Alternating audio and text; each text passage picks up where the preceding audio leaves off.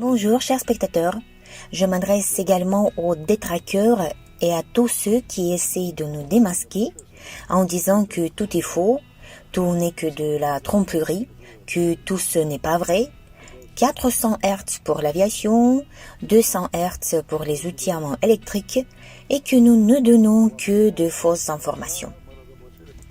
Je voudrais vous rappeler que dans les premières étapes, avec la même inspiration et la même énergie, vous avez prouvé que tout serait volé, que tout argent serait transféré aux îles Canaries.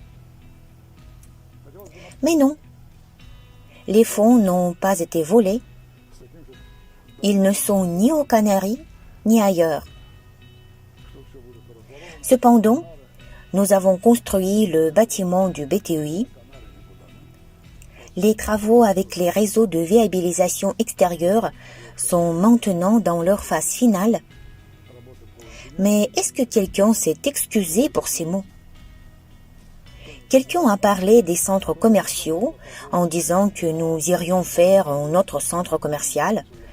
Mais maintenant, nous sommes dans le laboratoire. Où est le centre commercial? Est-ce que quelqu'un s'est excusé de l'avoir dit? Est-ce que quelqu'un a avoué qu'il avait tort? Non, rien de la sorte. Je m'appelle Dmitri Douyounov. Vous voyez, il est très facile de trouver. Mon nom, mon prénom, mon emplacement, tout cela est largement connu. Mais vous, les détraqueurs, qui êtes-vous? Comment vous appelez-vous? Ils se cachent toujours sous des surnoms. Qui êtes-vous? Vous ne pouvez que parler. Cependant, toute personne normale qui a des principes et qui comprend qu'elle a tort, elle finit toujours par s'excuser. Vous n'avez pas assez de courage. Par conséquent, vous vous cachez derrière des surnoms, car vous avez honte de montrer votre visage. À présent, de nouveau, ces gens n'ont pas d'arguments et ils commencent à dire « mais 400 Hz, mais 200 Hz, et quoi ?» Vous auriez au moins dû expliquer que dans l'aviation, il y a des moteurs à 400 Hz, mais que ça coûte énormément d'argent parce qu'on y utilise du matériel conçu avec des feuilles très minces, d'une épaisseur de 0,1 mm ou même 0,06 mm. Ce type de matériel est cher et exige un traitement spécial. Après le poinçonnage, ils doivent être cuits sous vide à une température de 1200 degrés pendant 6 heures. Imaginez les coûts.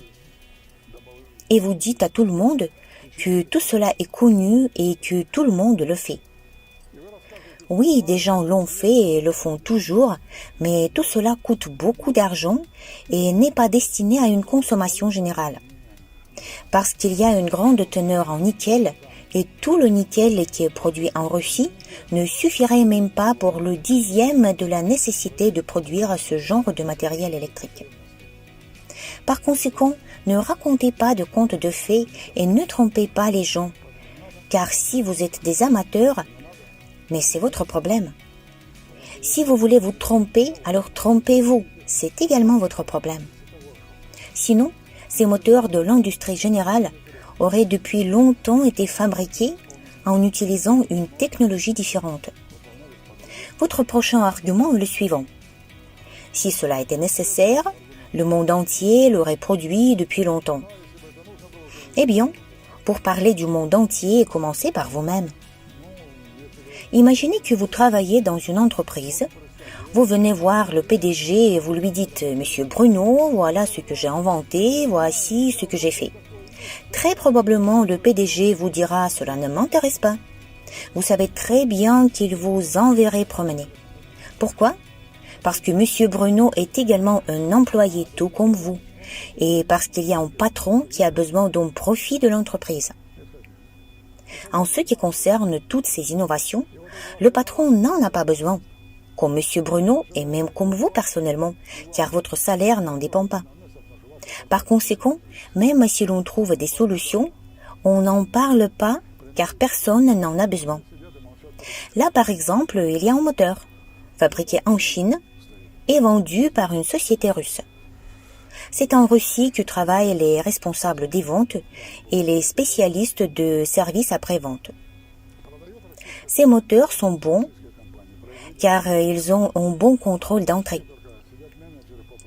En raison de cela, ces moteurs ont des avantages, mais ils sont tous fabriqués en utilisant la technologie soviétique.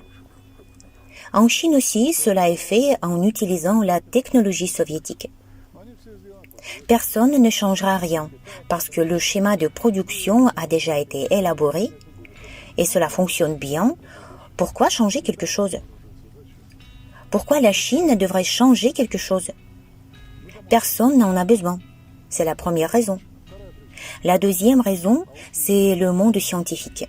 Imaginez ce qui se passerait si le scientifique prenait la parole à une conférence et disait « Chers collègues, j'ai raté ma vie, j'avais tort parce que je ne faisais pas ce que je devais faire, j'avais profondément tort, donc tous mes travaux doivent être annulés, je dois abandonner tous mes titres et m'engager dans d'autres choses. » Pouvez-vous imaginer une telle situation? Je pense que personne ne le fera. Et jusqu'à ce que le dernier adepte de la théorie classique disparaisse, personne ne va l'avouer. Ce n'est que plus tard qu'ils parleront des problèmes internes. Maintenant, ils parlent beaucoup du grand Nikola Tesla, mais ils oublient John Morgan. Pourquoi? Parce que derrière Tesla se trouvait toujours Morgan. C'est Morgan qui finançait toutes les recherches. Tesla travaillait, mais quand les gens venaient lui dire « Nicolas, faisons-le ensemble », il répondait « Je ne peux pas, parce que j'ai signé un contrat avec Morgan. » Eh bien, travaillons sous ton propre nom. Ça s'est terminé comment? Morgan a pris les projets les plus efficaces et Nikola Tesla est mort dans la pauvreté. Vous avez oublié cette histoire? Bien sûr que oui, je vais vous la rappeler. Tout comme le grand Einstein, si quelqu'un a lu et regardé ses brevets. Les brevets sont partout émis à double nom, par exemple Einstein-Anschutz. Et pourquoi le second auteur est-il toujours présent? Parce que c'est un homme qui travaillait à l'office des brevets. Vous pouvez chercher et voir. Ce n'est que lorsque les derniers adeptes mourront que tout cela sera révélé. Mais à présent, nous ne parlons pas de ça, mais de nos moteurs.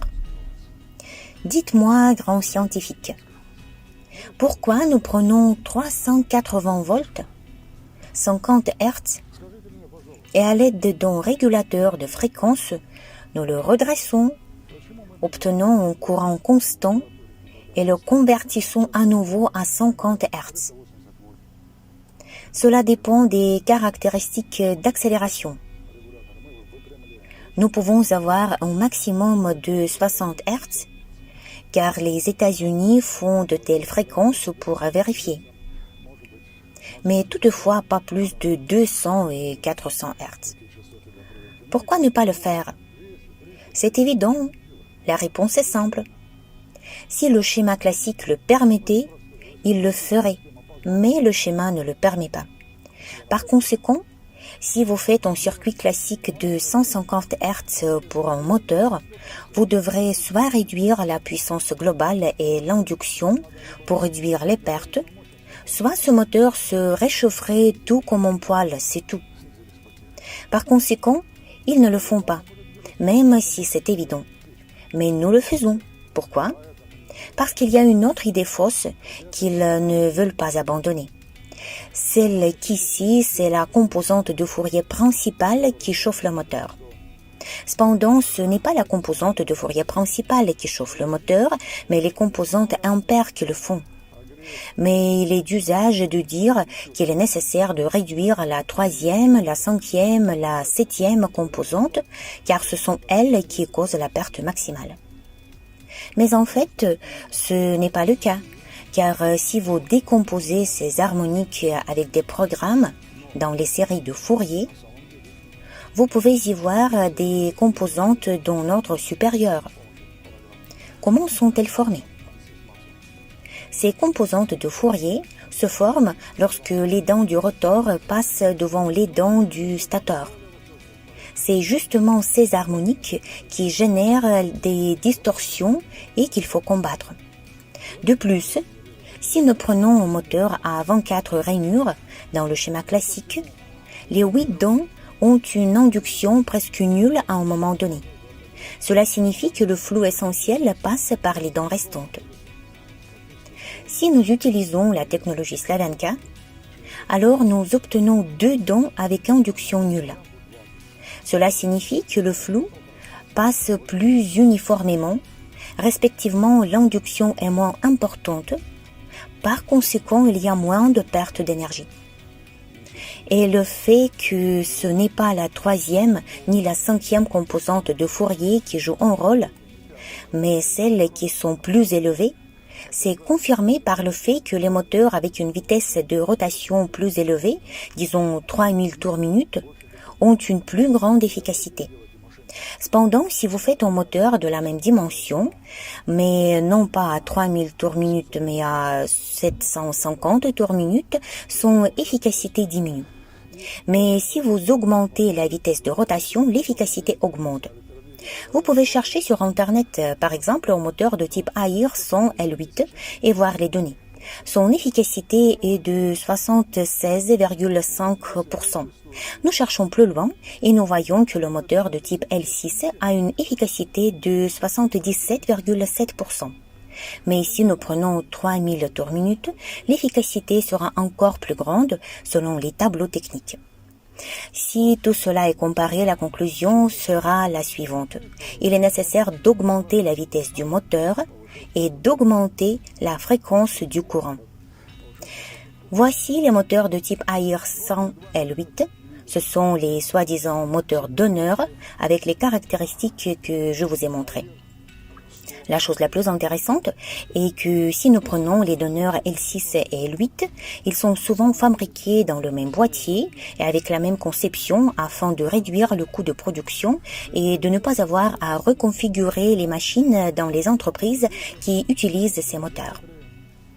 Mais il est à noter que le moteur de type L8 a des caractéristiques un peu différentes de celui de type L6 et le flou est distribué différemment.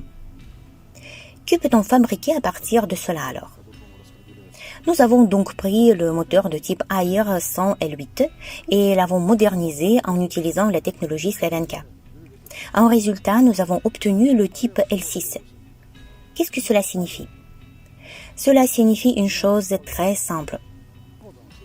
Maintenant, un moteur similaire se trouve sur le banc d'essai.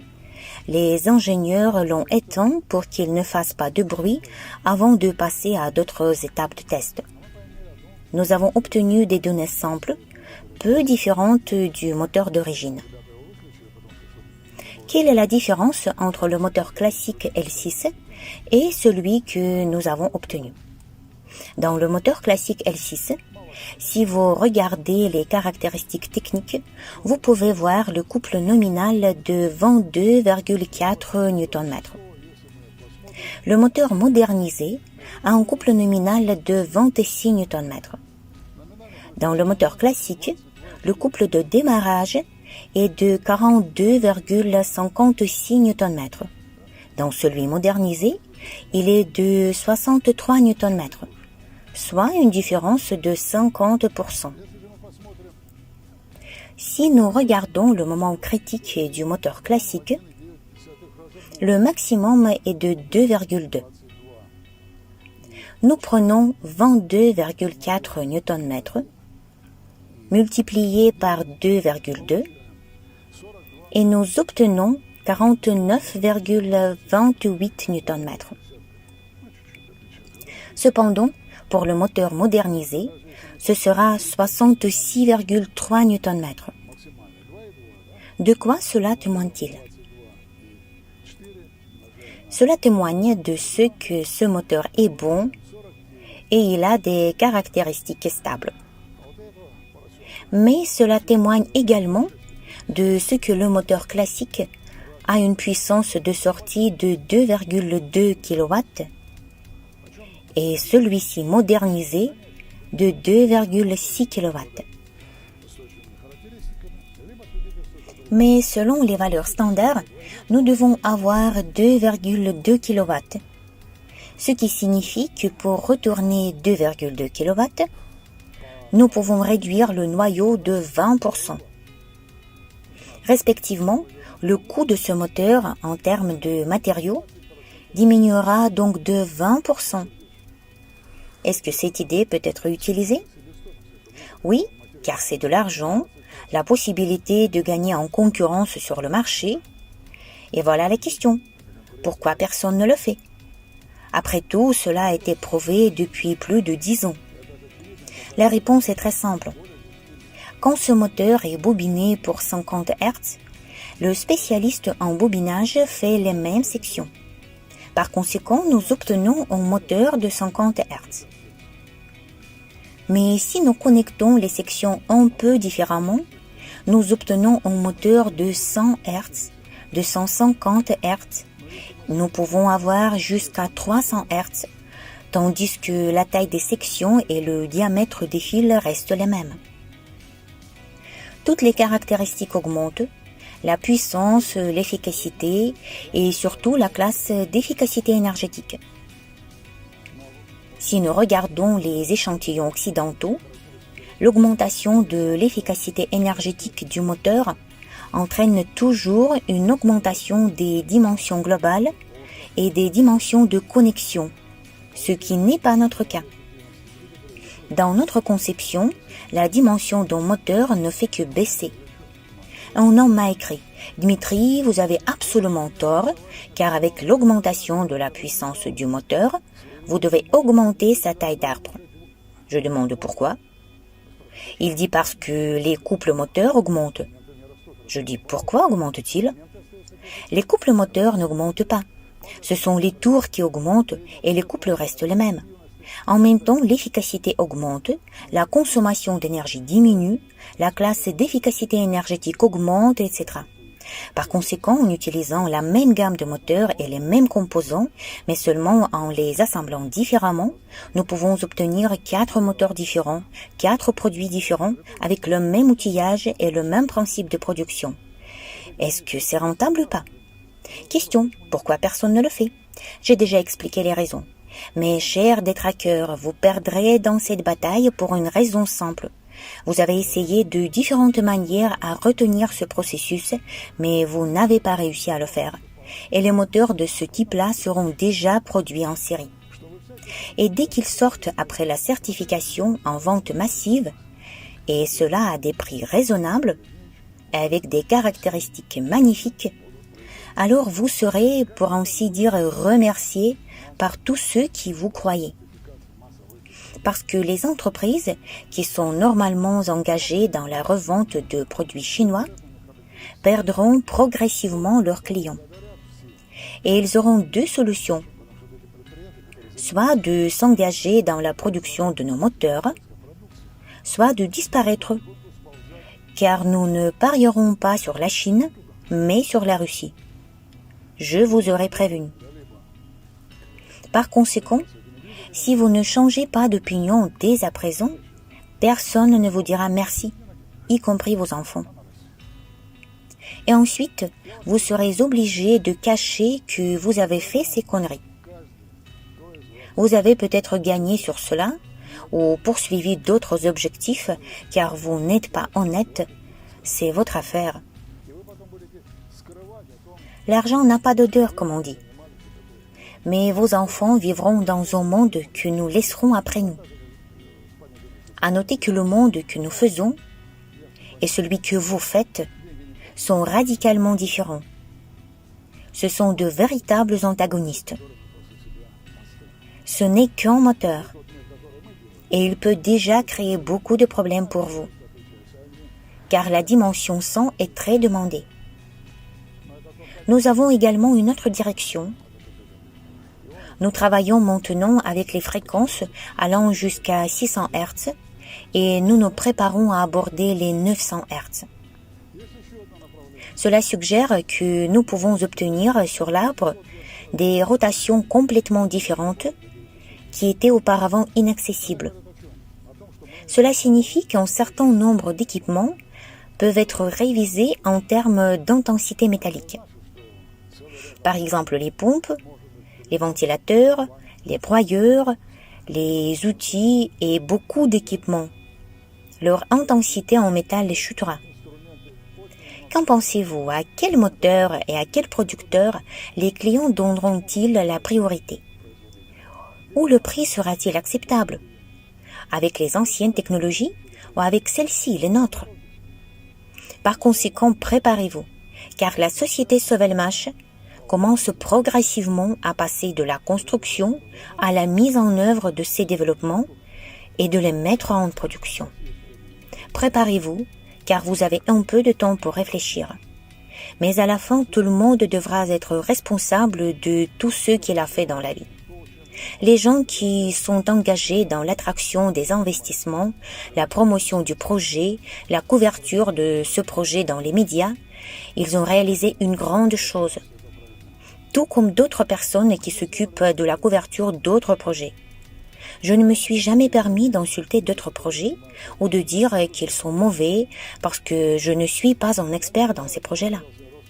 D'autant plus que les pseudo-spécialistes qui ont trouvé un moteur et disent qu'il s'agit d'un moteur de chez Duyunov, bien que ce ne soit pas le cas, suscitent toujours de l'ironie. Et la chose la plus intéressante est qu'en fait, ils ont trouvé un moteur chinois traditionnel et ils ont dit plus tard que ce moteur avait été produit par Victor Arestov. Mais Victor n'a rien à voir avec cela. Ces experts qui ne maîtrisent pas les programmes, ne connaissent pas les méthodes de recherche, ni la façon dont les études sont menées, ni les principes d'échantillonnage, ils osent juger quelque chose. Voici notre moteur. Regardez-le. Tous ceux qui doutent de ces caractéristiques, venez vérifier. Cependant, vous devrez exprimer votre opinion sur ce que vous avez vu et ajuster votre point de vue en fonction de votre expérience. Maintenant, il y a 50 moteurs sur cette pile. Avec leur aide, les équipements industriels sont débogués. Ensuite, ils seront produits de manière industrielle et ensuite soumis à la certification. Nos employés de laboratoire ont élaboré des programmes et des méthodes. Les conditions techniques pour ces moteurs sont maintenant élaborées. Tout le soutien documentaire est préparé et tout sera fait. Mais vous, chers détraqueurs, qu'est-ce qui vous guide? Ouvrez au moins Internet. Prenez une calculatrice et comptez. Ne faites pas de bêtises.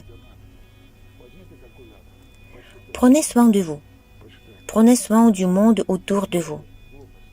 Et je pense que par un bon raisonnement, vous ferez un bon choix. Ne faites pas d'erreur, car vous devrez payer cher pour cela. Et ceux que vous avez détournés du projet ne vous diront pas merci. Bonne chance et à bientôt.